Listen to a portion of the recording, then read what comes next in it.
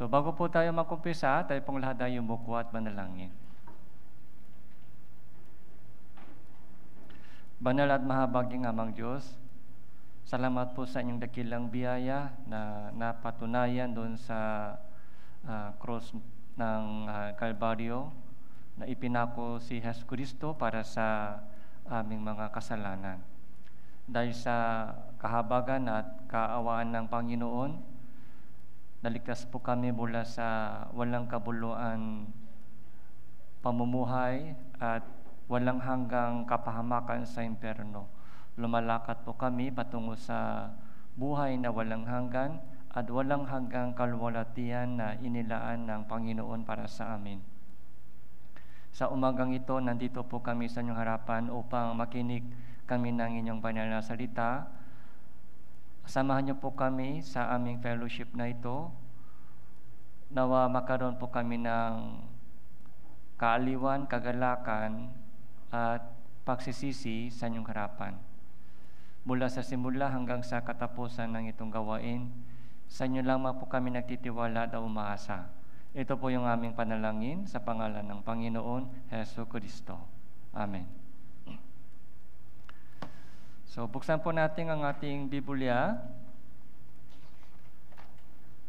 Juan chapter 2.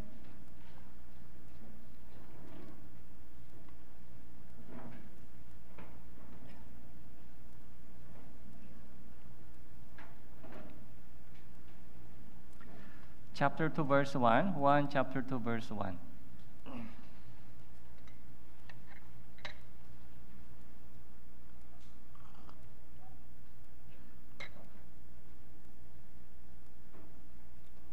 So magmula verse 1 hanggang verse 3, babasahin ko po. Nang ikatlong araw ay nakaroon ng isang kasalan sa Kana ng Galilea at naroon ang ina ni Jesus. Inanyayahan din si Jesus at ang kanyang mga alaga sa kasalan. Nang makulang ng alak, sinabi ng ina ni Jesus sa kanya, wala silang alak. Okay. And verse 7 po, verse 7. Sinabi sa kanila ni Jesus, punuin ninyo ng tubig ang mga tapayan. Kanilang pinuno ang mga ito hanggang sa labi. Okay. So hanggang dito lang po. So yung main teksto po natin ngayon ay yung tubig,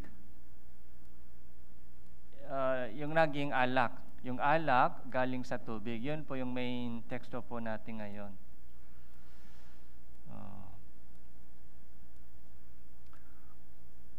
Lahat po ng mga storya sa Biblia ay patungkol sa kaligtasan at patungkol sa ating pamumuhay Kristiyano, kung paano po tayo lumago sa ating pananampalataya. So itong chapter 2 na yung kwento po dito sa chapter 2 ng Juan ay napakahalagang meaning para sa ating Christian living. Yung pinaka-keyword po dito ay tubig at alak. Tubig at alak. So meron pong isang kasal sa Kana ng Galilea. So masaya, ito po yung wedding ceremony, yung kasal ay wedding ceremony. Masaya po ito. Ito po ay buhay ng mga tao sa mundong ito. Gusto po nila maging masaya. So sa mga party dito sa mundo, sa buhay po natin, sa mga party, celebration party, birthday party, anniversary party. So ano po yung pinakakailangan sa party? So maraming pagkain, inihanda, tapos yung mga drinks inihanda. Tapos yung para sa mga tatay, ano po yung hinahanap nila sa party? Alak po yung hinahanap. Pag walang alak, masaya o hindi? Hindi, hindi masaya. Hinahanap po nila yung alak. Di ko po alam kung anong alak o inumin ay masarap dito o paborito ng mga tatay dito. Pero may idea po kayo kung anong klaseng alak ay masarap. May idea po kayo. So yung pangpasaya po yung alak, pangpasaya. Ganun din po doon sa kasalan sa Kana ng Galilea. So naimbitahan din po si Jesus ang kanyang mga alaga sa kasalan. Ang problema po, verse 3, ang alak po ay kulang. Naubos na po yung alak. Ito po yung problema po sa buhay natin sa mundong ito. Yung kagalakan po na hinahanap natin, yung kagalakan na inihanda po ng mga tao ay hindi tuloy-tuloy. Yung temporary lang, mga ilang araw lang masaya, tapos maubos yung alak. Kaya may hangganan po doon sa kagalakan o kaligayahan, kasiyahan ng mga tao sa mundong ito. So, verse 3, nang makulang ng alak, sinabi ng ina ni Jesus sa kanya, wala silang alak. Kung wala silang alak, hindi na masaya. Hindi na masaya. Hinahanap nila yung alak, pangpasaya. So, maaari po masabi natin, wala silang pera. Kaya hindi na masaya. Wala silang kalakasan sa katawan. May sakit na, kaya hindi na masaya. Wala silang trabaho, kaya nahirapan sila ngayon. Yung alak po ay meaning, alak po dito ay nagsisimbolo ng lahat po ng mga bagay na nagpapasaya sa atin. Habang kabataan pa, yung mga kapatiran dito, yung mga kabataan dito habang binata pa, habang malakas pa yung katawan, yung maganda pa yung sa panahon ng kabataan, sa panahon ng mga kagandahan, so masaya. Masaya. Pero darating po yung araw na mawawala po yung magandang hitsura. Habang matalino pa, masaya. Pero darating po yung araw na mawawala yung katalinuhan. So habang maganda pa o gwapo pa, masaya. Matalino pa, masaya. Malaking kita, masaya. Pero darating po yung araw na mawala yung alak sa buhay. Yung alak po ay ito po yung simbolo ng maraming mga bagay, makamundong bagay na nagpapasaya ng mga tao. Kaya sabi po nila kay Jesus, sabi ni ina ni Jesus sa kanya, wala silang alak. So bakit sinabi nila kay Jesus, wala silang alak? Gumawa ka ng paraan. Nahirapan sila, hindi na sila masaya. So gumawa ka ng paraan para may alak sila. So verse 4, pumunta po na tayo sa Isaiah chapter 5.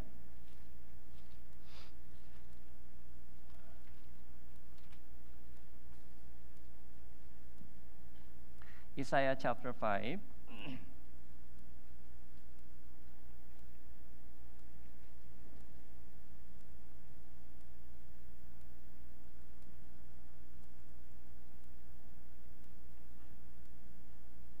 Verse 12, Isaiah chapter 5, verse 12.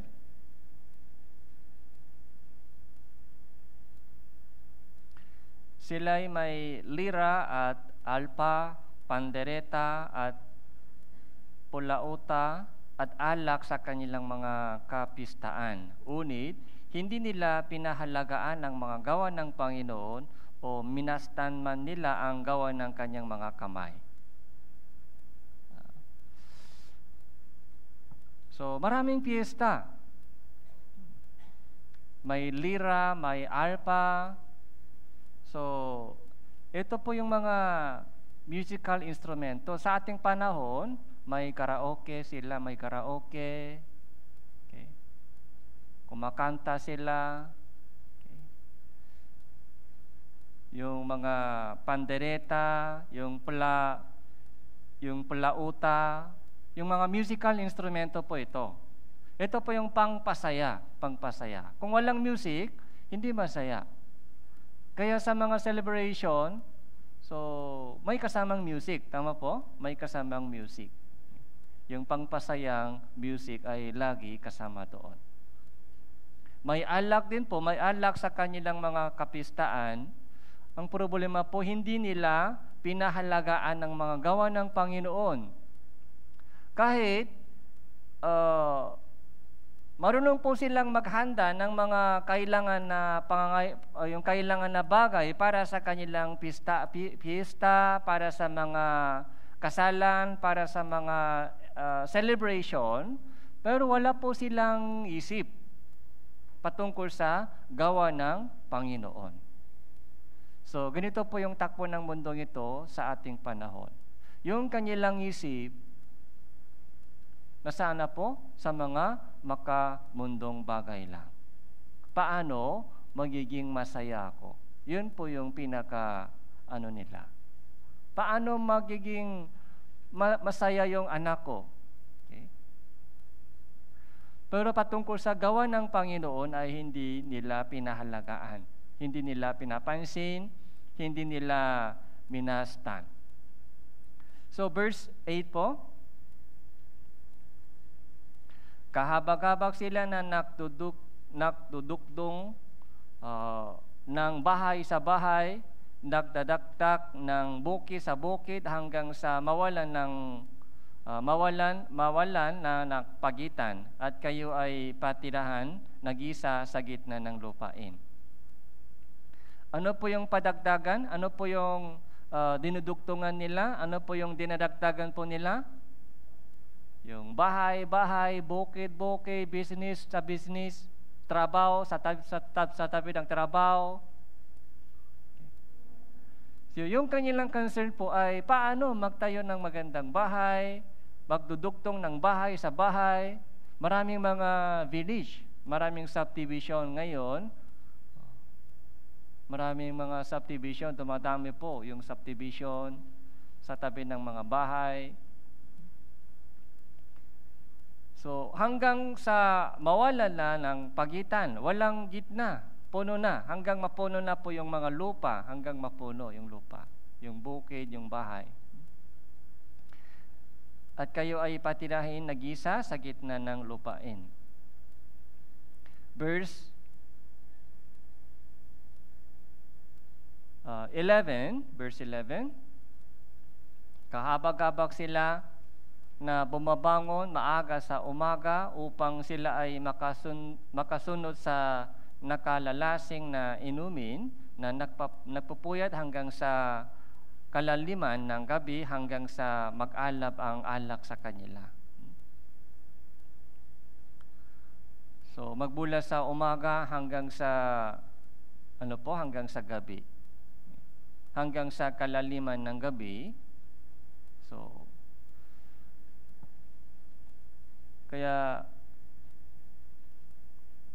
ganun din po, pumunta po tayo sa Lucas.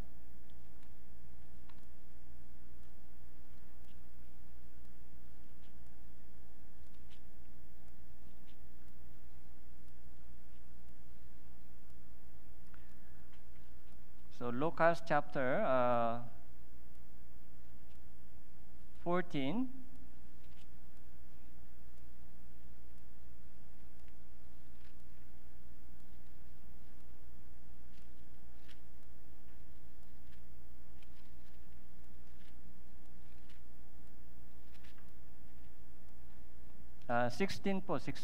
Lucas chapter 16.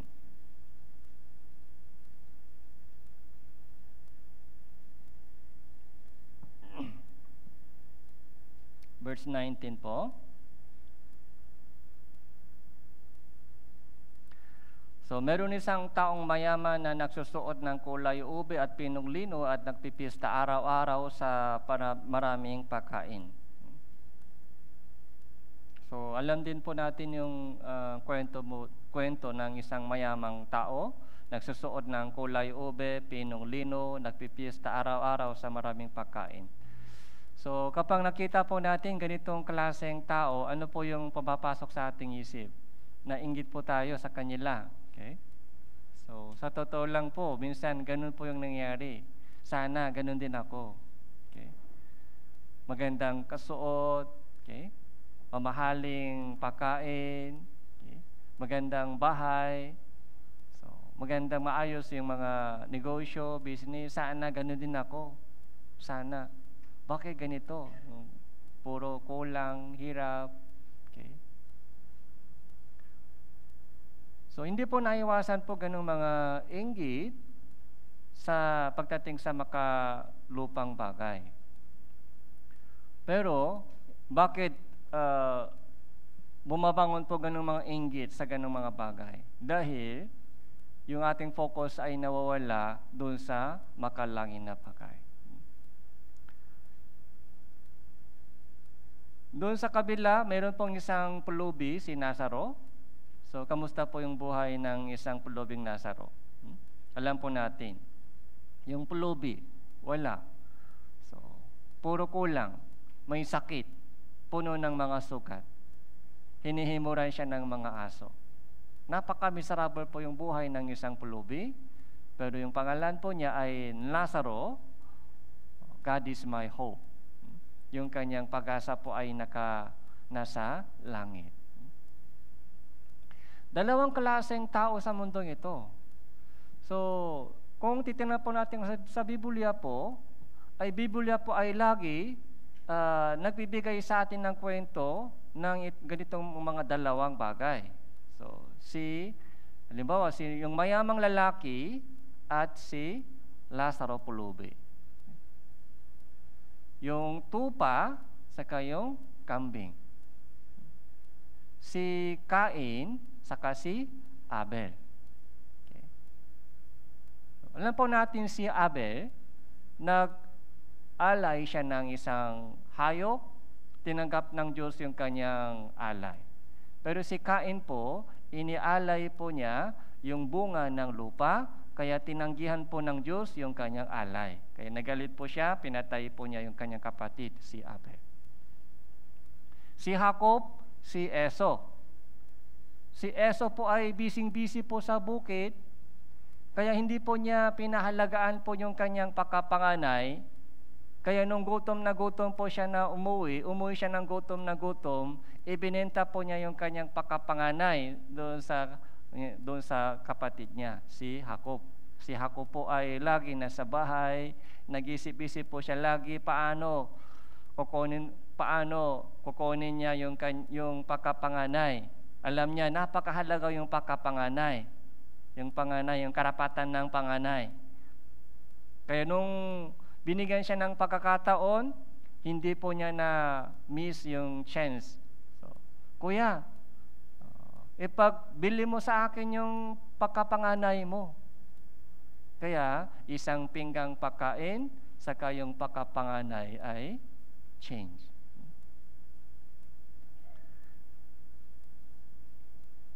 Kaya pag nakita po natin yung Biblia, kailangan po natin isipin mabuti kung nasaan ako. Pumasok po ako sa makipon na pintuhan at dumadaan ako sa masikip na daan. O nasa balapad na daan ako patungo sa kapahamakan. Nasaan ako? Kailangan po natin i-check, kailangan po natin suriin yung ating sarili kung nasaan ako ngayon. Kung nasaan. Parang navigation. Alam po natin yung navigation, Google Navigation. Meron po tayong destination dito.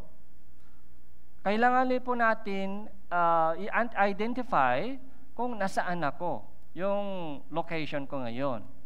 Nasaan ako, tapos saan yung destination mo. itong dalawa po ay dapat malinaw. Dapat clear yung dalawang point po ito para makikita mo yung mga luta kung paano makarating doon sa destination. Dapat i-clear natin kung nasaan ako. Maayos ba yung Christian life ko? Okay ba ganito yung Christian life? O may problema ako ngayon? Kailangan baguhin? Kailangan yung i-check, i-analyze, i-check po yung ating sarili, suriin yung ating sarili kung nasaan na po tayo. So Lucas chapter 12,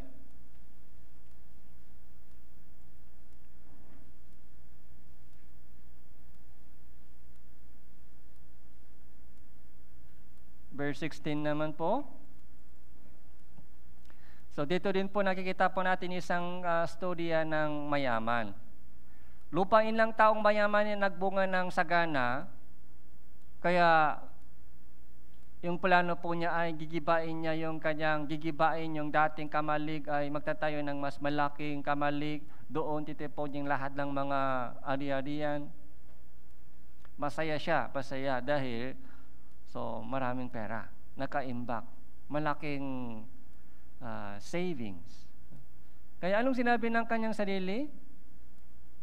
Verse 19 po, kaluluwa, marami ka ng pag-aaring nakaimbak para sa maraming taon. Malaki na yung savings mo, kaya hindi na kailangan magtrabaho pa, magpahinga na, mag-enjoy, kumain, uminom, magsaya ka. Magsaya. Akala po ng itong mayaman, yung kaligayahan, kasayaan po ay galing sa pera. Akala po niya, yung kasayaan, yung saya po ay galing sa makalupang bagay. Kaya sabi po niya, marami ka ng mga nakaimbak para sa maraming taon. Magsaya ka. Pero, sa experience po natin, yung tunay na kasayaan, ay galing po ba sa ganitong mga material na bagay? Hindi po. Temporary lang po masaya, temporary. Very short time masaya sa masarap na pagkain, sa magandang bahay, okay, sa magandang suot. Temporary pwede masaya ka, masaya tayo, pero hindi po ito tumatagal. Hindi po tumatagal po yung makamundong kasayahan. Kaya sabi ng Diyos sa kanya, sa mayamang lalaki, hangal ka. Hangal. Sa gabing ito, kukunin ng inyong kaluluwa mo. Kanino kaya mapupunta yung mga bagay na nakaimbak? Okay. Kanino mapupunta?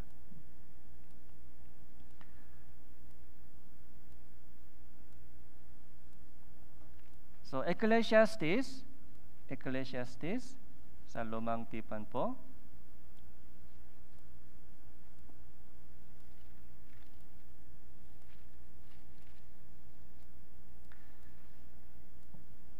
Chapter 11, Ecclesiastes chapter 12, verse 1.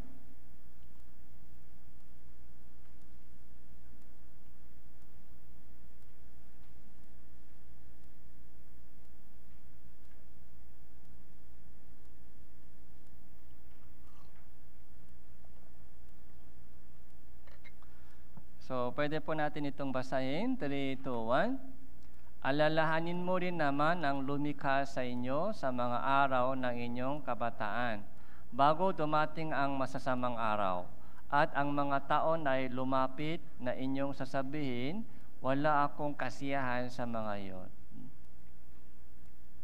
Wala akong kasiyahan sa mga iyon. Anong ibig sabihin? Wala akong alak. Wala na nagpapasaya sa akin. Okay. Ubos na yung kalakasan sa katawan. Ubos na yung ngipin. Malabo yung mata. Mahina yung mga pandinig. Wala akong mas kasiyahan sa mga ito. Bago dumating ang masasamang araw. Yung masasamang araw po ay yung panahon ng katandaan. Okay? Masasamang araw. Dumadami po yung sakit sa katawan. So mahihina po yung memory. Okay?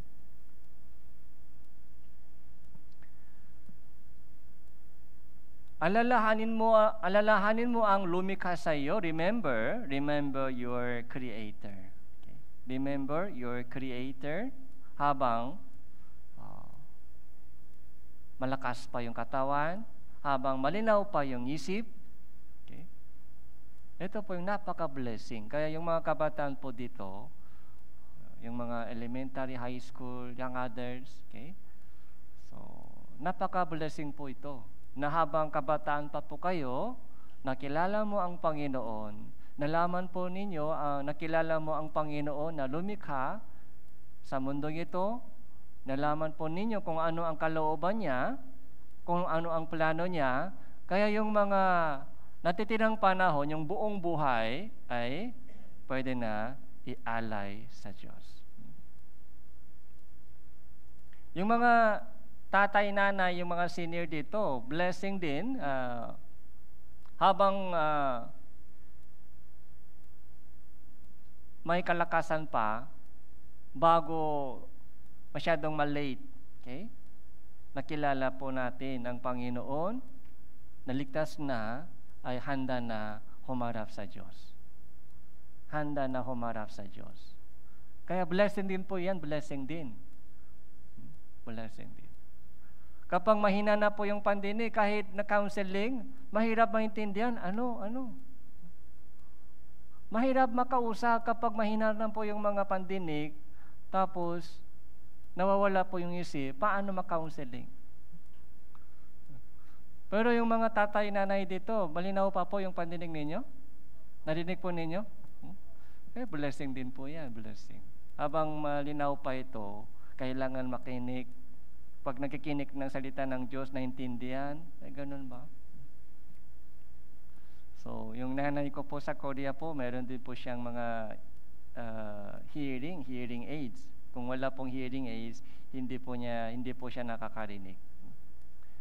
Kahit nakalagay po yung hearing aids, kailangan palakasin po yung boses. Nay! Minsan, hindi po niya napapansin kung sino ito. Okay? Pero ngayon, medyo okay na. Kaya hindi nakilala po niya kung sino po yung anak, sino po yung apo. Kaya habang may kalakasan pa, so nag-church po siya. Pumupunta po sa church, nakikinig po siya sa salita ng Diyos. Sumama po siya ngayon sa summer retreat. Kahit 88.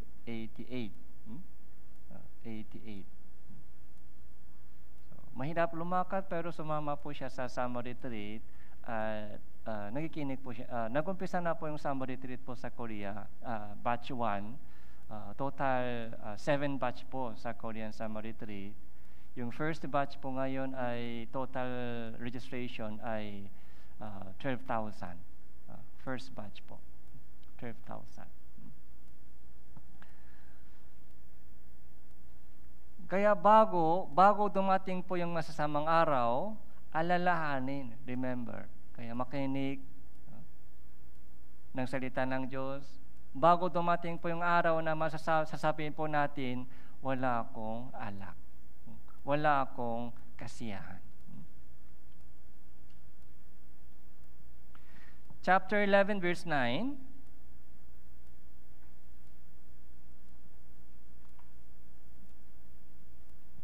Ikaw ay magalang o binata sa inyong kabataan, pasiyahan ka ng inyong puso sa mga araw na inyong kabataan, lumakat ka sa mga alakat ng inyong puso at sa paningin ng inyong mga mata, unit alam mo na dahil sa lahat ng mga bagay na ito, dadalhin ka ng Diyos sa paghukom.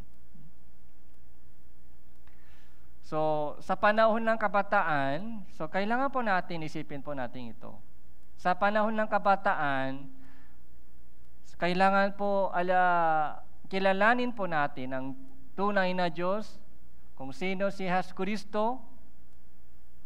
Kailangan po natin kilalanin kung ano ang kalooban ng Diyos, kung ano ang plano ng Diyos. Yun po yung pinakamahalaga. Sa daming tao sa mundo ito, meron po silang sariling kalooban, sariling plano, ganito, gagawin ko ganito, maraming mga pangarap, maraming mga plano sa kanilang buhay.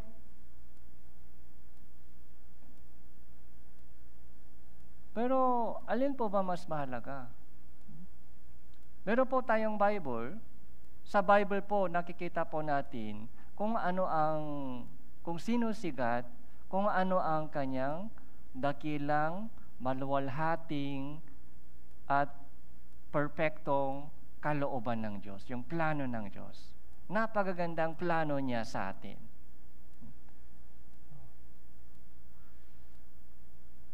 Kung nakilala po natin, kung alam na natin kung ano ang plano ng Diyos, kalooban ng Diyos, tapos kung sumusunod po tayo sa kanyang kalooban sa ating natitirang panahon sa mundong ito, yun po yung pinakamagandang buhay. Pinakamaganda. Kahit kulang sa pera, okay lang. Okay. Kahit may sakit pa sa katawan, okay lang po. Dahil darating po yung araw na sasabihin po natin, wala akong kasiyahan. Mawala po yung ating kalakasan. Kalusugan po ay mawala. Yung kayamanan po natin may mawala. Ano mang mga ini-enjoy po natin ay mawala. Dahil temporary po yan. Mga setting po ng Diyos, na set po ng Diyos. Ito po ngay temporary lang, panggamit. Habang buhay pa tayo sa mundong ito, 78 years, kailangan po natin hanapin ang kanyang kailangan po natin hanapin yung kanyang kaharian, yung kanyang katuwiran. Kung natakpuan po natin yung kanyang kalooban at kaharian, dapat doon po tayo mag-focus. Dahil ito na yung mahalaga, pinaka-reason, ito yung pinaka-purpose, pinaka-reason bakit nabubuhay pa ako sa mundong ito. Yun po yung tinatawag na Kristiyano. So, Christian. Hindi po yung mga 50-50 lang, 50%, dati pa, 50% yung bago. Paano po ito? Yung 50% sa puso ay nasa mundo. Yung 50% ay nasa langit. Paano po itong dalawa? Napakalayo po itong dalawa. Yung ibon, daga, pwede po makasama, ibong dagat. Yung ibon, so pataas. Yung daga, yung paloob ng mga hukay. Yung ibon, daga, paano makasama po itong dalawa? Hindi pwede makasama po yung dalawa.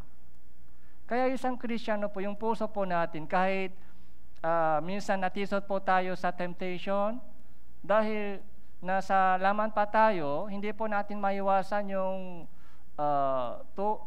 tumba o tiso sa temptation. Pero yung ating puso po ay tumitingin sa langit. Dahil yun po yung pag-asa po natin. Babalik ako sa langit. Okay. Someday, dadalhin lang Diyos ako sa langit. Yun po yung for sure mangyayari. Okay. Yun po yung pinaka final chapter natin. Yung temporaryong buhay natin sa mundong ito ay dapat para doon. Para doon. Hindi po para dito sa lupa. Okay.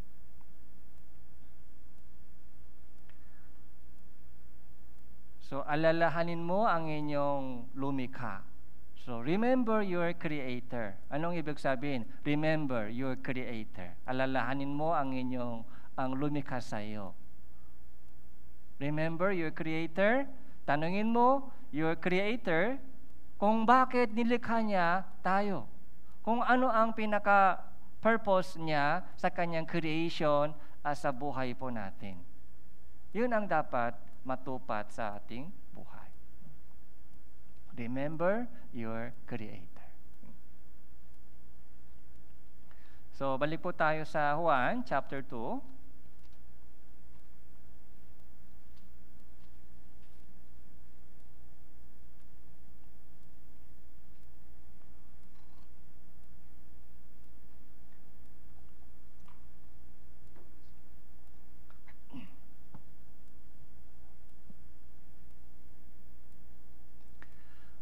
Nung nasa Cavite Church po ako, yung Cavite Church po yung pinakaunang church ko sa mission dito. Meron pong isang kabataan sa lalaki. Nung ligtas po siya, siguro mga 10 years old or 11 years old. So bata pa.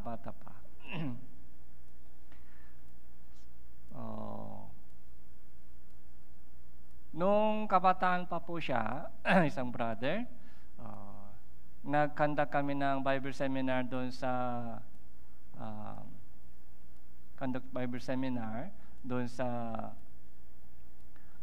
meron pong mga kabataan isang project, yung sa mga young adults group po, high school, meron po silang isang project na magdadala ng Bible sa mga mission branch sa malayo. Yan po yung project po nila. Dahil narinig po nila na kulang po yung pera, hindi po sila makabili ng Bible dahil walang pera sa kanila. Kaya yung high school and young adults group, nag-usap po sila, tapos yan po yung project nila, ipon, fundraising, at bibili sila ng Bible at dadalhin doon sa province, mission branch. Pero yung high school po ay walang pera, di ba? Walang pera, high school. Kaya isang high school brother, ganito po yung ginawa niya. Okay? Yung mga allowance galing sa magulang, mga 20 pesos, yung mga allowance niya, pang lunch ay hindi niya ginamit. Ipon-ipon po yun. Ipon-ipon.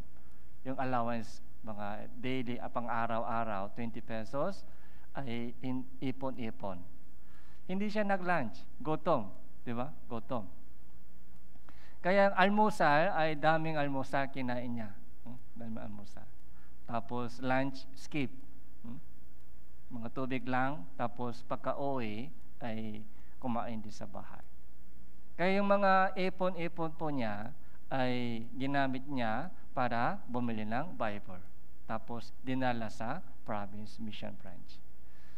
So nung narinig ko po yung storya po niya ay na-touch po ako. So 20 pesos ay malaki sa kanya. Sa akin maliit lang. Yung 20 pesos ay malaki sa kanya, yung pang lunch hindi po niya ginamit. So gutom na siya, tiniis po niya yung gutom, ipon-ipon, yung prayer po niya ay para sa mga ibang kapatiran sa malayo, mas mahirap sa probinsya. So napaganda po yung kanyang prayer, yung kanyang puso. Okay? Yung 20 pesos ay galing sa kanya ay mas malaki sa 2,000 pesos galing sa akin sa harapan ng Diyos. Yung 20 pesos galing sa isang high school brother ay mas malaki sa harapan ng Diyos kaysa 2,000 pesos galing sa akin. Yun ang tinanggap ng Diyos. Kaya yung brother po ito ay naging minister ngayon sa Philippine Life for Mission. Kaya sa mga kabataan po dito, mula nung kabataan, kapag habang tumatagal po kayo sa church, lumalago po kayo sa pananampalataya. So training po ito, training. Habang high school, habang college. So dumadaan po kayo sa training. Ano po yung training? Sa daming mga ginagawa, yung time management, training po sa time management. Ano ang mas unahin? Minsan, yung mga maraming school works, mga assignments sa school, mga exams sa school, mga kasunod-sunod po yung mga schedule sa school. Yung church school, mga gawain sa church ay tuloy-tuloy rin po. Yung mga Bible seminar, mga fellowship. Minsan, conflict po ito. Okay. Limitado po yung time, limitado po yung ating mga energy, katawan. Alin po mas maunahin?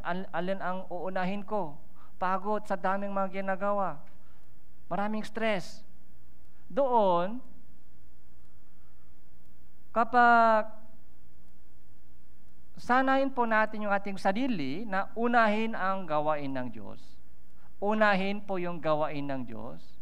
Makikita mo kung paano katutulungan ka ng Diyos sa inyong mga ginagawa sa school at sa trabaho. Okay. So, seek ye first. Okay. Seek ye first. Hanapin mo muna ang kanyang kaharian, ang kanyang katuwiran. Kung ganon, makikita mo kung paano tutulungan ka ng Diyos. Yun ang training po ng high school, training po ng mga college. Pag pumasok ka sa college, mas marami yung mga gawain, mas maraming mga school works. Mas malaki po yung stress. Okay. Pag pumasok ka sa trabaho, mas mabigat po yung stress. Pag may asawa na, parang dumabala yung stress. Pag may anak na, pabigat po yung natin. Responsibility bilang isang husband, bilang isang wife, bilang isang magulang. Pero pag dumadaan po kayo sa training mula sa high school, college, so kaya naman. Hindi ganun kabigat po yan dahil dumaan ka sa training mula sa high school, college. Pero kung hindi po dumaan sa ganong training, so mula sa kabataan, okay, so natatakot po pag may asawa, mga Christian living na may asawa, Christian living na may anak, okay, Christian living na may kasamang unbelievers, ay sobrang bigat, parang hindi kaya. Pero pag dumaan po kayo sa training mula nung kabataan, so, kayang-kaya po yun. Napakahalaga po yung training. Okay? Yung paglago sa Christian living, hindi po madali mangyayari. Paglago sa ating Christian living, ay hindi po automatic mangyayari. Kailangan dumaan sa mabigat na training. Training po sa time management, training po sa budget management. Yung limitadong budget, limitadong oras, ano ang uunahin ko. Okay? So, John chapter 2.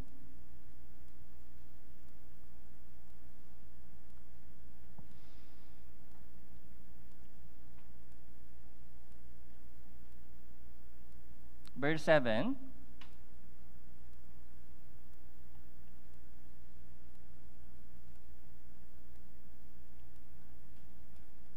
Sinabi sa kanila ni Jesus, punuin ninyo ng tubig ang mga tapayan. Okay. So, yung tapayan po ay water pot, yung lalagyan ng tubig. So, lalagyan ng tubig. Yung punuin ninyo ng tubig ang mga tapayan, water pot. Kanilang pinuno ang mga ito hanggang sa labi. Okay, hanggang sa labi. Yung labi po, ano po yung labi? Mga hanggang puno, di ba? Hanggang sa mga boundary. Kaya punong-puno. Yung punuin, yung mga water pot ay punong-puno. Punong-puno ng tubig. Parang umapaw na. Yun po yung ginawa ng tao. Okay? Tapos, ano po yung ginawa ni Jesus? Binago ni Jesus yung tubig. Binago ni Jesus yung tubig patungo sa alak. Okay. Verse 8.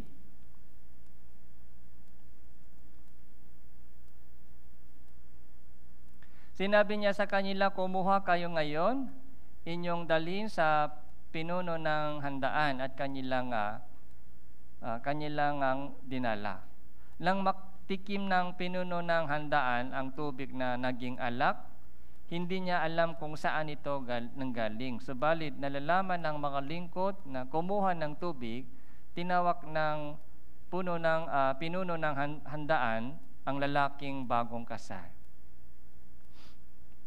Sinabi sa kanya, ang bawat tao ay unang nagkahain ng mataas na uring alak, pagkatapos ay mababang uring alak kapag ang mga panauhin ay nakainom na. Subalit hanggang ngayon ay itinabi mo ang mabuting alak.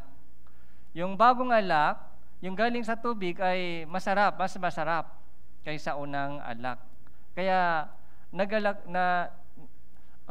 nagulat po sila, bakit? Mas magandang klaseng alak ay ngayon lang dinala nyo. Dapat una. Yun ang ginawa ng ordinaryong tao. Sa una, magandang klase. Tapos pag lasing na sila, hindi nila alam kung anong klaseng maganda o hindi. Pero parang baliktad. Yung mga bagong alak pa ito ay galing kay Jesus, mas masarap. Anong lesson po dito? Punuin ninyo ng tubig ang mga tapayan. Yung water pot, sa panahon po nila ay galing sa ginawa. Yung water pot po ay yung galing sa lupa.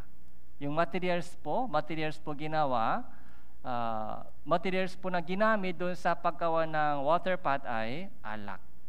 Yung lupa po yung ginamit doon sa paggawa ng water pot, yung lupa. Yung isang water pot ay puno ng tubig. Yung tubig po ay meaning po ng words of God. Yung tubig po ay simbolo ng words of God. Kaya anong ibig sabihin? Yung water pot puno ng tubig ay yung tao ay puno ng words of God.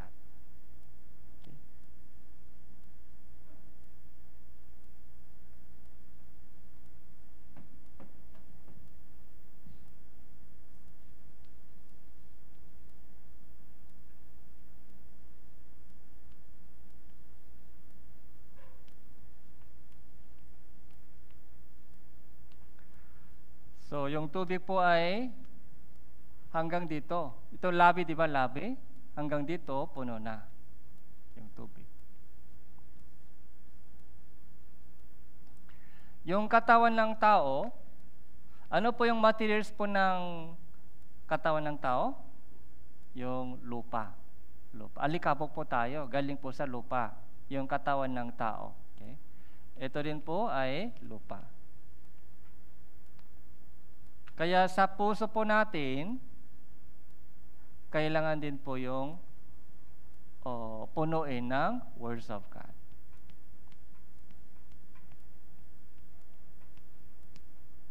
Yung water, so ito po ay words of God.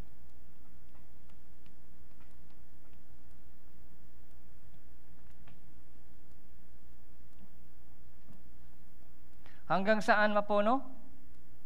Hanggang sa labi. So, punong-puno. Isang water pot ay punong-puno ng words of God. Doon po, nagkaroon po ng changes. Transformation. From water to wine. Okay. Yung changes, yung transformation sa ating Christian living. So, kailan po nangyari? Ano po yung pinakakailangan para mabago yung ating buhay? Words of God. Kailangan din po tayo mapuno ng words of God. Yun po yung trabaho ng tao. Ano po yung trabaho ng tao? Punuin. Magpapapuno ng ating puso ng words of God. Sa pamamagitan ng reading, sa pamamagitan ng mga listening, sermon. Yun po yung trabaho po natin. Punuin po natin yung ating sarili ng words of God. Yun po yung part natin. Kung tamat po tayo sa ganitong bagay, so wala pong transformation, wala pong mga changes, wala pong transformation. Kung malayo po sa words of God, kung walang Bible reading, kung walang meditation, kung walang listening sa words of God, kung malayo po sa words of God, meron pong tao na 10% lang, lagi konti lang words of God. Walang mga Bible reading, meditation, mga linggo lang, once a week sa church. Mga konti lang words of God. Paano yung changes mangyayari? Hanggang sa labi. Isipin po natin kung hanggang saan po. So napuno na po yung words of God sa ating puso. Okay?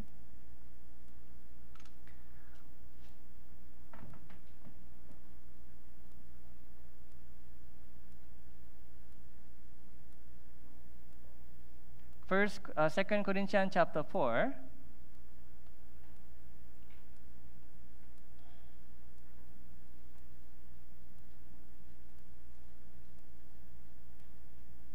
Verse 7.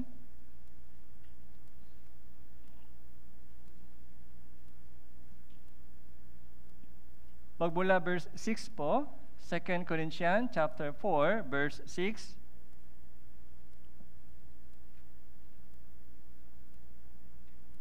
Babasahin ko po. Sapagkat ang Diyos ang nagsabi, ningning ang ilaw sa kadiliman na siyang tumatanglaw sa aming mga puso upang magbigay liwanag sa pagkakilala sa kaluwalhatian ng Diyos sa mukha ni Jesucristo. Unit, taglay namin ng kayamanang ito sa mga sisidlang lupa upang ipakita na ang nag-uumapaw na kapangyarihan na mula sa Diyos at hindi mula sa amin. Yung sisidlang lupa, so ito po yung water pot. Sisidlang lupa, yung isang lalagyan ay galing sa lupa. Container, sisidlang lupa. Ito po yung katawan po natin. Taglay namin ng kayamanan ito. Kayamanan, ano po yung kayamanan? So, liwanag sa pagkakilala sa kaluwalhatian ng Diyos. So, liwanag. Dati, madilim. Yung buhay po natin ay madilim dati. Walang liwanag. Walang saya. Lumakat po tayo sa kadiliman. Pero katulad po ng sinabi ng Diyos sa kanyang creation, makaroon ng liwanag. So, magningning ang ilaw sa kadiliman, the same words. Na makaroon ng liwanag at nakaroon ng liwanag. Liwanag po ay galing sa Diyos. Yung physical na light, liwanag po ay, ito po yung nagsisimbolo ng tunay na liwanag, yung ilaw na tumanglaw sa aming mga puso. Yung tunay na ilaw, tunay na liwanag ay tumatanglaw sa aming mga puso. Ito po yung spiritual na ilaw. Spiritual na ilaw. God is light. Okay? Pagkakilala sa Diyos. Yung liwanag ng Ebanghelyo. Okay? Kaya, naliwanagan po tayo. Naliwanagan. Ito po ay kayamanan ng kaluwalhatian ng Diyos ay nasa sisidlang lupa. Yung sisidlang lupa po ay katawan ng tao. Kaya yung ating katawan po ay hamak na katawan. So madaling masisira. Madaling masisira po yung ating katawan. Pero hindi po mahalaga po yung sisidlang lupa. Ang mahalaga po kung ano po yung laman sa loob. Iyon po yung mahalaga. Kung ano ang laman sa loob. Okay? Kahit sisidlang lupa, kaya pangitingnan, hindi magandang klase, okay lang. Kahit sisidlang lupa, galing sa lupa tayo, kayo ng ating katawan na ibabalik sa lupa. Pero ang mahalaga po ay kung ano ang laman sa loob ng ating puso. Yung pagkakilala ng Diyos. Pagkakilala sa Diyos. Kaya sabi ni Jesus, punuin. So, punuin ng tubig yung mga water pot. Kaya napuno hanggang sa labi, doon po nagkaroon po ng transformation, changes. Yung changes po ay galing sa words of God. Kung wala po tayong words of God, walang changes. Huwag po kayo umaasa na makaroon ng changes sa inyong buhay kung walang words of God. Yung changes po, yung transformation sa ating Christian living ay hindi po galing sa mga sariling decision. Hindi natin kaya. Yung mga determination, mga resolution po natin, kahit gaano kalakas po yung ating resolution, mga ganito, gagawin ko, ito, yung mga plano ko, mga hindi matatagal po yan. Daily, araw-araw, kailangan po natin yung supply ng words of God. Punuin hanggang sa lapit.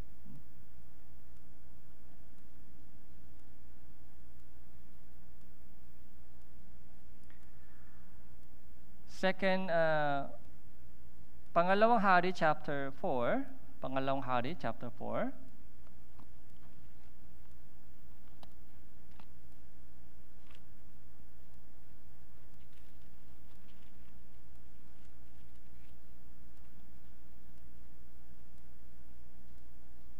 Verse 1.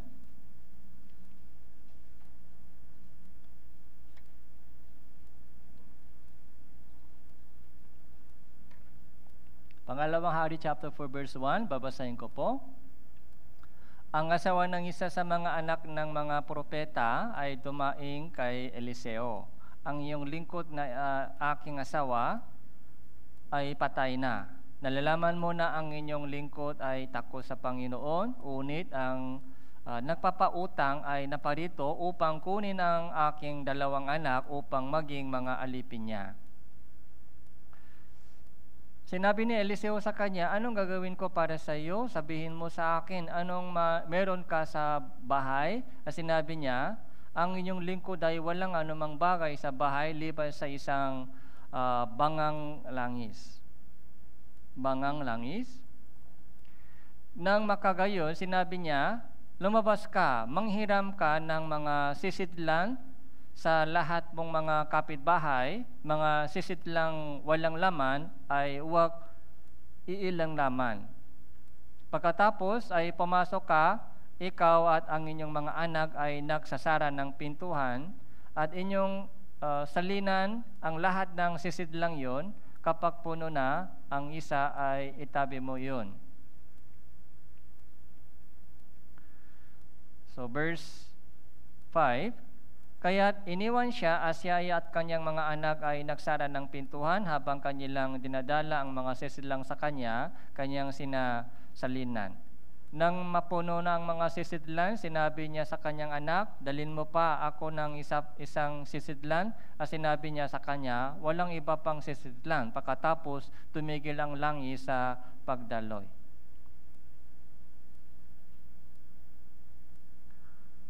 So, ito po ay isang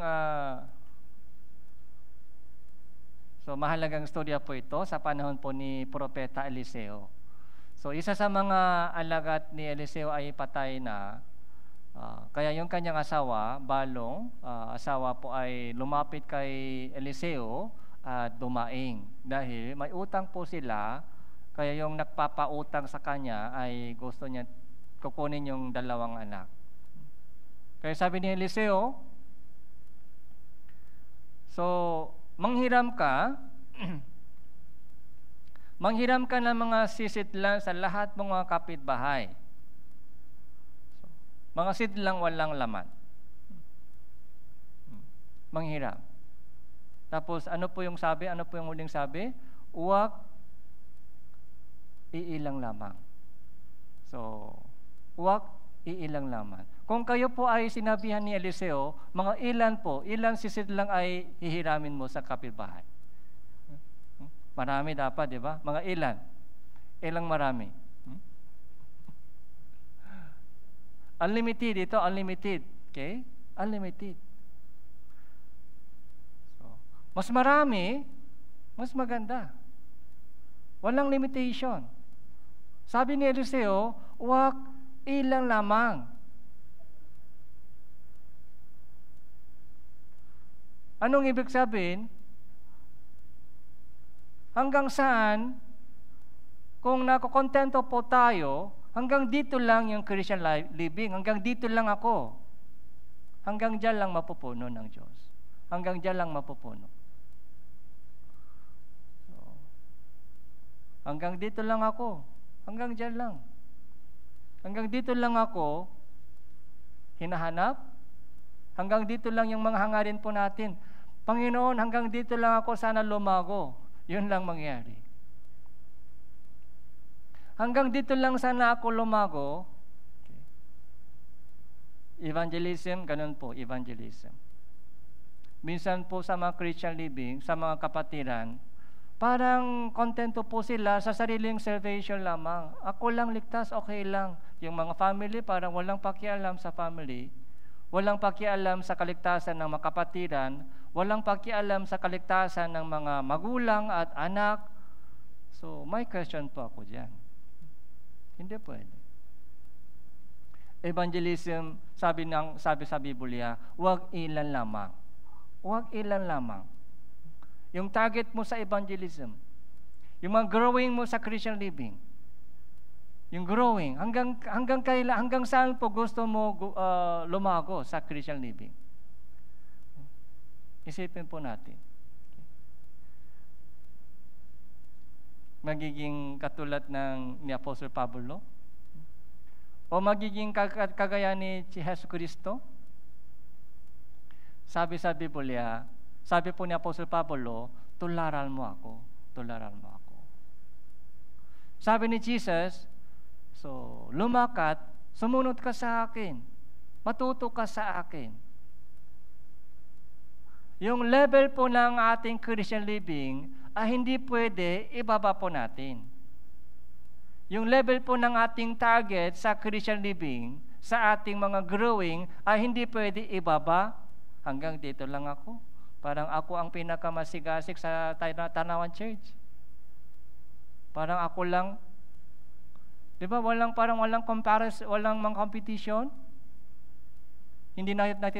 Kung hindi mo nakikita yung mga ganong kasigasig sa church dito, tingnan mo yung mga ibang churches. Katulad po ng mga Samuel Academy, sa mga New Year Retreat, mga Leaders Retreat, nakikita po natin yung kanilang sigasig.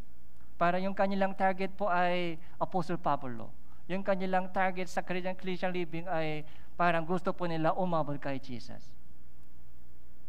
Sabi ni Eliseo, huwag ilan lamang. Sa evangelism, sa ating mga changes, sa Bible reading, sa fellowship, attendance sa fellowship, huwag ilan lamang. Kung ganun lang po yung ating target, yung desire, hanggang dyan lang, tapos tumigil na yung langis. So, verse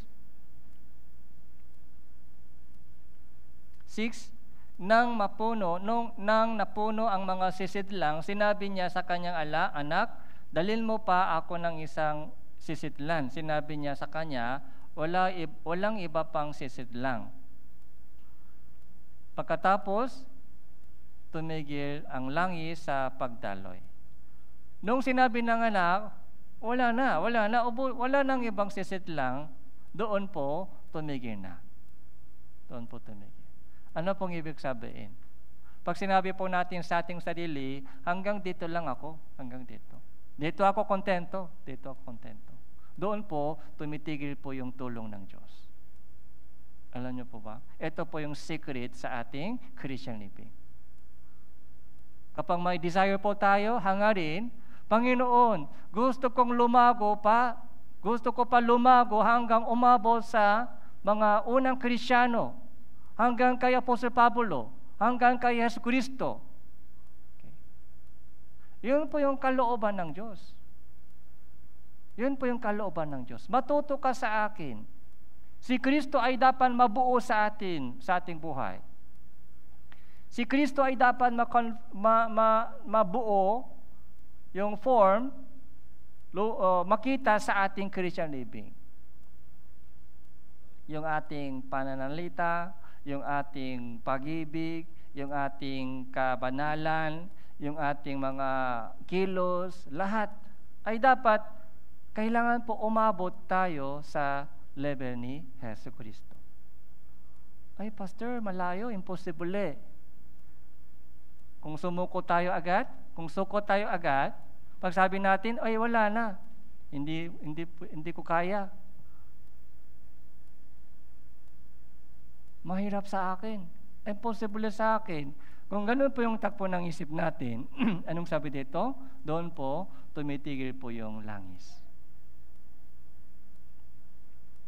Ayon sa inyong pananampalataya, mangyari yun. Mangyari. Ang inyong pananampalataya ay matutupad.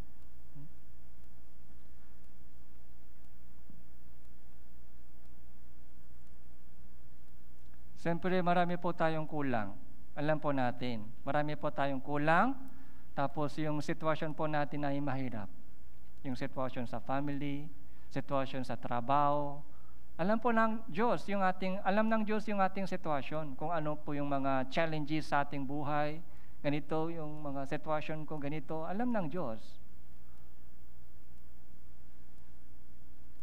Pero sa lahat ng sitwasyon po natin, sa lahat po ng mga trials and problema po sa bawat isa, may plano po siya sa inyo. May plano. May kanyang-kanyang, para sa bawat isa sa atin, may kanyang-kanyang special program.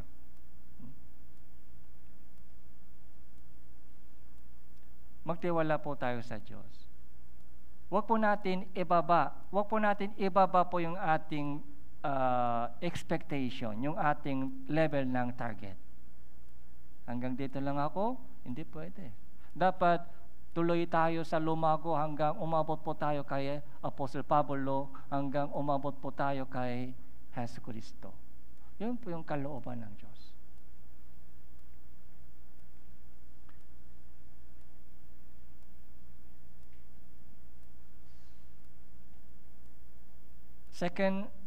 Pangalawang Hari, chapter 13.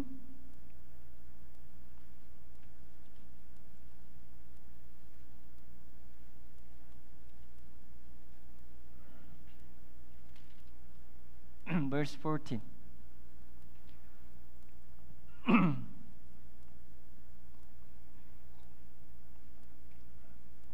Nang si Eliseo ay nakasakit ng karamdaman na kanyang ikinamatay. Si Joas na hari ng Israel ay pumunta sa kanya at umiyak sa harapan niya, Ama ko ang mga karuwahe ng Israel at ang kanyang mga bayo. Sinabi ni Eliseo sa kanya, kumuha ka ng pana at mga palaso. At siya ay kumuha ng pana at mga palaso. Sinabi niya sa hari ng Israel, ilagay mo ang inyong kamay sa pana, at inilagay niya ang kanyang kamay. Inilagay ni Eliseo ang kanyang mga kamay sa kamay ng hari.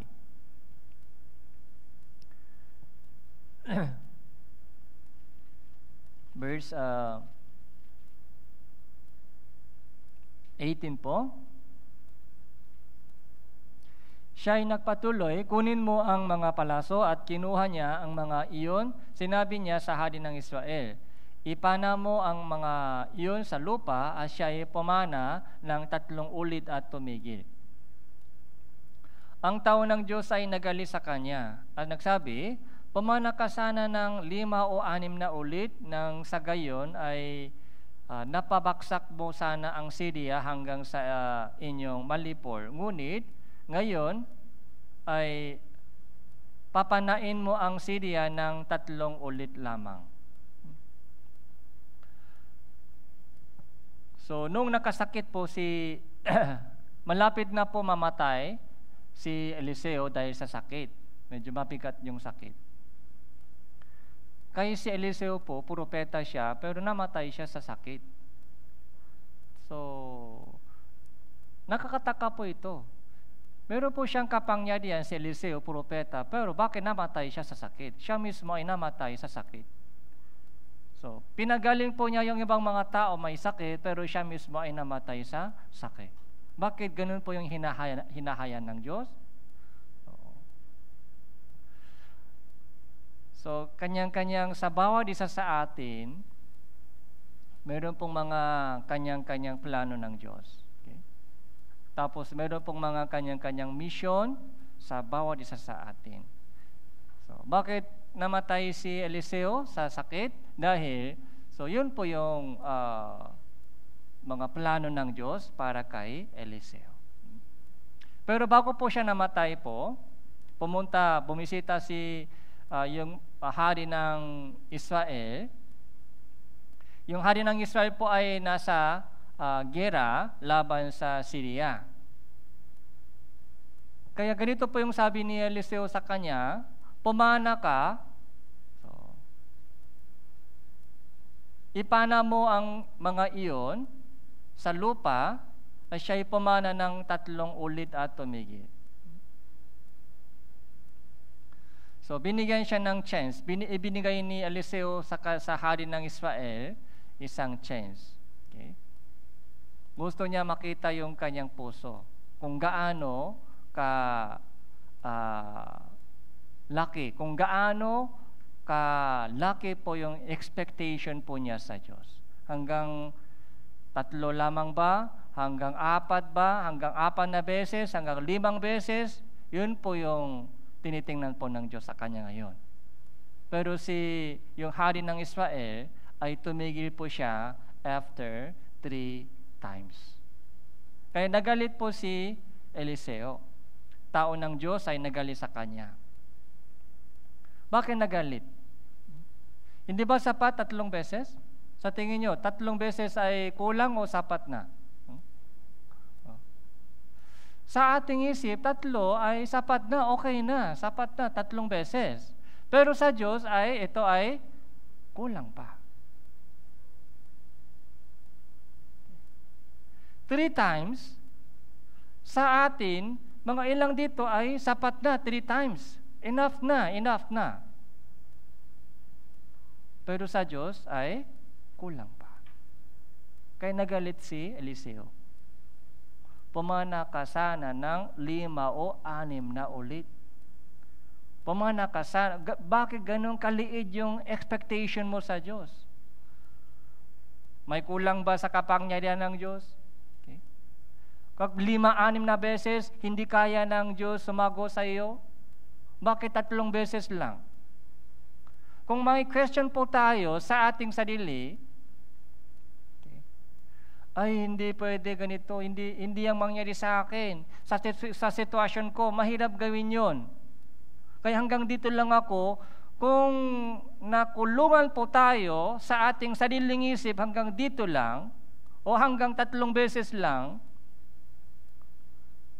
so nalulungkot ang Diyos sa inyo. Nalulungkot.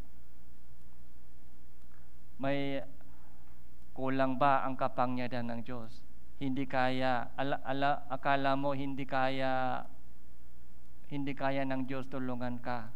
No? Ang Diyos na ating kinikilala ay ang Diyos na lumikha. Okay? Makapangyarihan ang Diyos. Walang imposible sa Diyos. Okay? Ano mang inaasa po natin sa Diyos ay kaya niyang tuparin. Kaya niyang tuparin. Kaya sa storya po ito, pumana ka sana ng 5 o 6 na ulit, nang sa gayon ay nagpabaksak mo sana ang Syria hanggang sa inyong malipol. Okay. Kung 5 o 6 na ulit, sana yung Syria ay mabaksak, malipol. Pero ngayon, hanggang 3 times lang.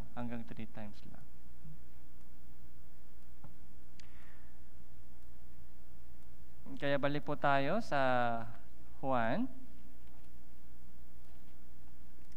chapter 2.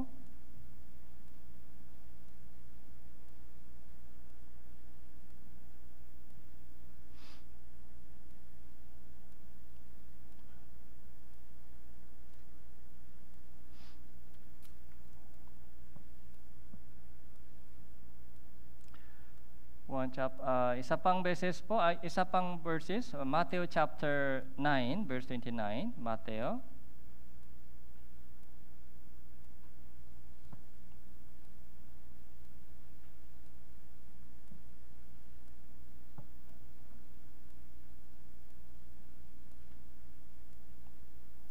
So, Matthew chapter 9.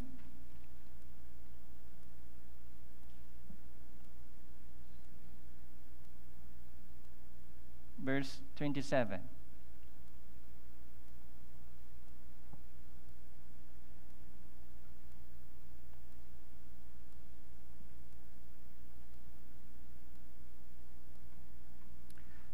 Nang papaalis na si Jesus mula roon, sinundan siya ng dalawang lalaking bulak na sumisigaw na malakas, "Mahaba ka sa amin, anak ni David." Nang makapasok na siya sa bahay, lumapit sa kanya ang mga lalaking bulak. Sinabi sa kanila ni Jesus, "Sumasampalataya ba kayo na magagawa ko ito?" Sinabi nila sa kanya, "Opo, Panginoon."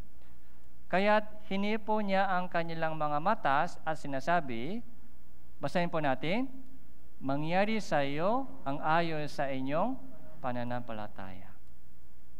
Ano po yung question? Ano po yung tanong po ni Jesus sa dalawang bulak na lalaki?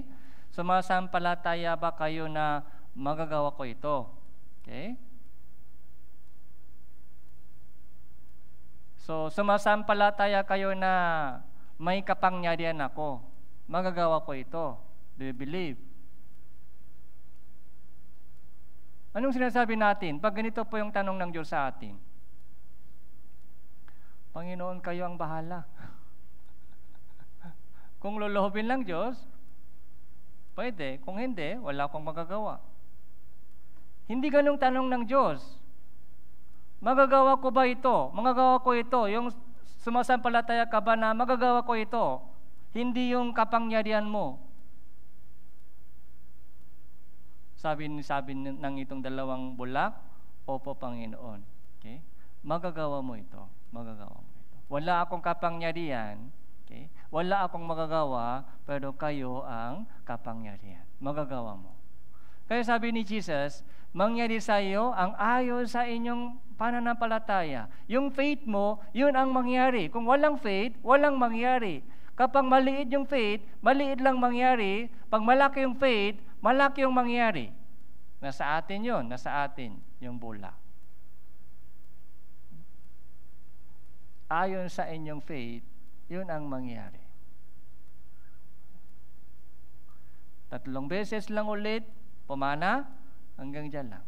Pag 5 beses, pumana, 5 beses. Okay. Sabi ni Eliseo, huwag ilan lamang. Okay. Huwag natin limitadohin ang kapangyarihan ng Diyos. Hanggang dito lang yung kaya ng Diyos. Pero lakpas na, hindi kaya ng Diyos. Walang magagawa naman ng Diyos. Verse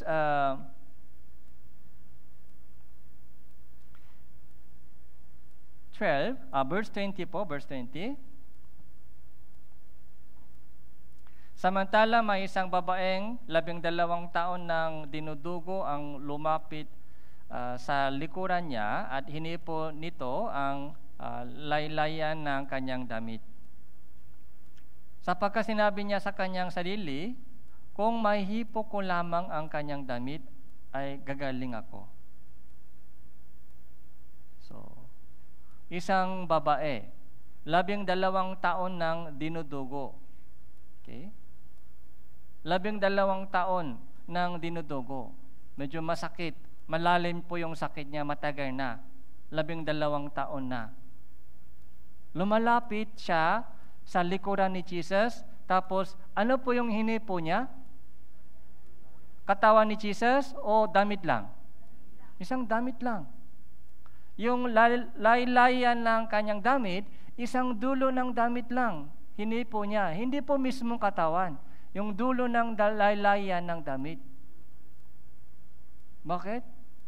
May faith. Anong faith?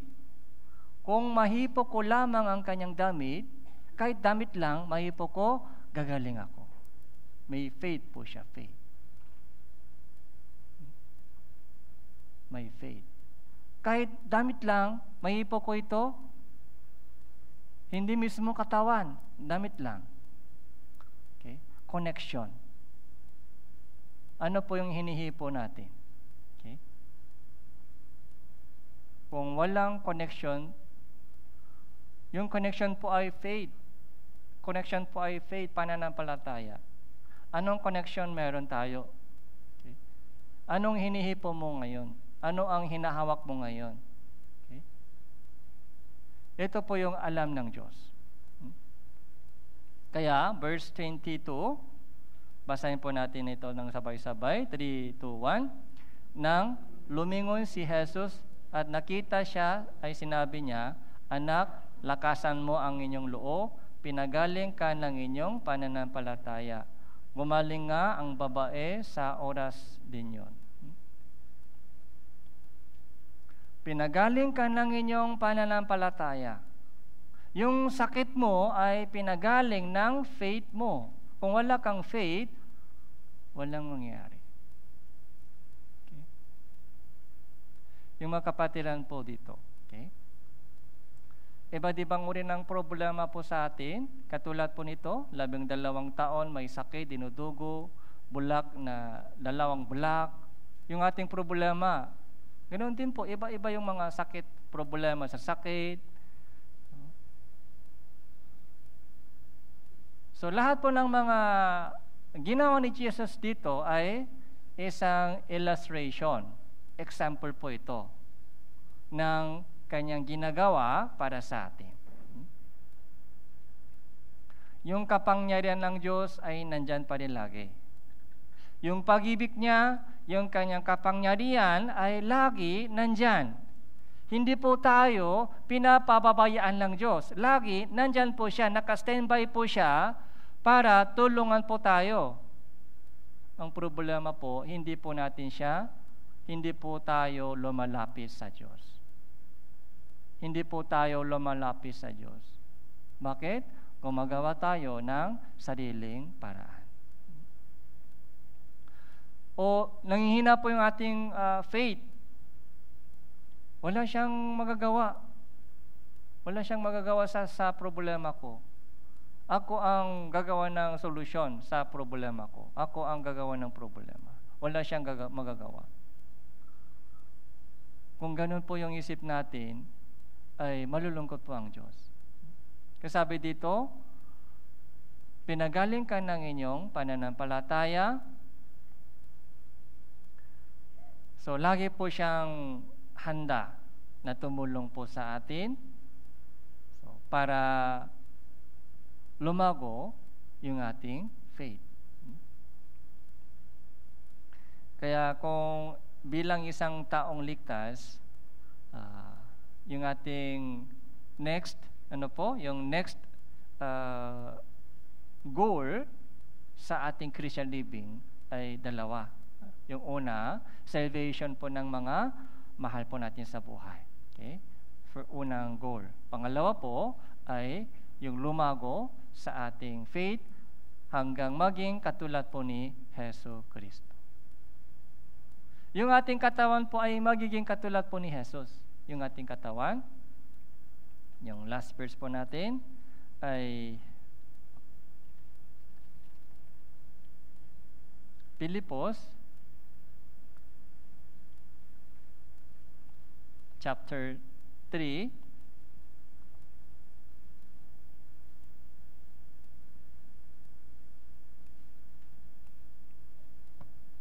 verse 20 po. Pilipos chapter 3 verse 20. Sapagkat ang ating pagkamamayan ay nasa langit, mula ro'y hinihintay naman natin ang tagapagligtas, ang Panginoong Jesucristo, na siyang magbabago ng ating hamak na katawan upang maging katulad ng katawan ng kanyang kaluwalhatian. Hanggang dito lang po. Babaguhin po niya yung ating hamang na katawan. Yung ating katawan ay babaguhin niya doon sa kanyang second coming. Hindi lamang po yung ating katawan, pati po yung ating puso ay binabago po siya ngayon. Yung ating puso, yung ating faith ay gusto niya baguhin, maging katulad po ni Hesus Kristo. Small Jesus. Small Jesus. Yun po yung plano ng Diyos. Kaya wag po tayo makontento sa ating sitwasyon ngayon. Wag po tayo makontento sa ating ginagawa ngayon. Itaas po natin yung ating level ng target, yung level ng expectation sa ating Christian living. Lalago pa ako. Gusto ko pa sana lumago hanggang maging katulad ng Apostol Pablo, katulad po ni Hesus Kristo. Okay po, hanggang dito lang po. Manalangin po tayo. Salamat po, Panginoon, sa inyong mensahe na ibinigay niyo po sa amin. Tulungan niyo po kami upang mabuksan yung ating spiritual na mata ng pananampalataya, upang makakita ng malinaw ang mga maluwalhating, yung makalangin na kaluwalhatian na inihanda ng Diyos para sa amin. Pagulo po ang takbo ng mundong ito. Palapit na po yung pagdating ng Panginoong Hesus Kristo. Panginoon, lahat po ng mga kapatiran dito ay maging handa ng maayos sa inyong second coming. Nawa isama rin po namin ang mahal po namin sa buhay sa kaharian ng Panginoon. Ito po yung aming panalangin sa pangalan ng Panginoon Hesus Kristo. Amen.